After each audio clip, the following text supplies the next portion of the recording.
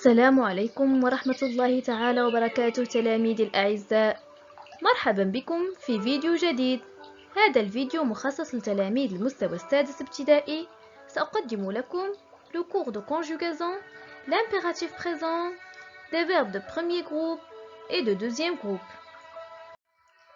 Premièrement, on va faire un petit rappel sur les verbes de premier groupe et deuxième groupe. Comment faire la différence entre les verbes de premier groupe et deuxième groupe? C'est très facile. Les verbes de premier groupe se terminent par ER, comme marcher, manger, chercher, allumer. Les verbes de deuxième groupe se terminent par IR, comme finir, grandir, vomir, répartir. Alors, qu'est-ce que c'est l'impératif présent? L'impératif, c'est un mode verbal utilisé pour donner un ordre ou un conseil ou une interdiction. L'impératif est un mot divisé en deux temps, l'impératif présent et l'impératif passé.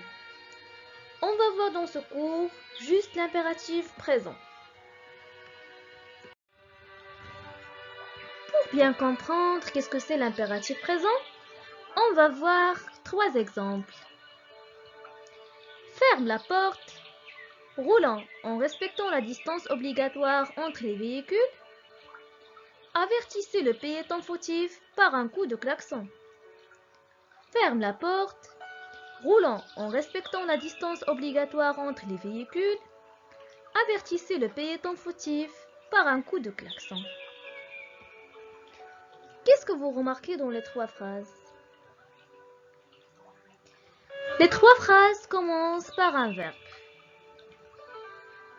Les trois phrases commencent par un verbe et ne contiennent pas un sujet. La première phrase, ferme la porte. Ferme la porte. Ferme, c'est le verbe fermer. C'est un verbe de premier groupe conjugué aux deuxième personne de singulier. Roulant en respectant la distance obligatoire entre les véhicules. Roulant en respectant la distance obligatoire entre les véhicules. Roulant, c'est le verbe rouler. C'est un verbe de premier groupe conjugué aux premières personnes de pluriel. Avertissez le piéton fautif par un coup de klaxon. Avertissez le piéton fautif par un coup de klaxon. Avertissez, c'est le verbe avertir. C'est un verbe de deuxième groupe conjugué en deuxième personne de pluriel. Alors, quelles sont les caractéristiques du présent de l'impératif? Au présent de l'impératif, les verbes s'emploient sans sujet exprimé. Et il n'y a que trois personnes possibles pour la conjugaison des verbes. La deuxième personne de singulier, c'est-à-dire tu. La première personne de pluriel, c'est-à-dire nous. La deuxième personne de pluriel, c'est-à-dire vous. On va voir maintenant la conjugaison des verbes de premier groupe et deuxième groupe au présent de l'impératif. Les terminaisons des verbes de premier groupe au présent de l'impératif: E, ONS, EZ. Les terminaisons des verbes de deuxième groupe au présent de l'impératif: S, ONS, EZ.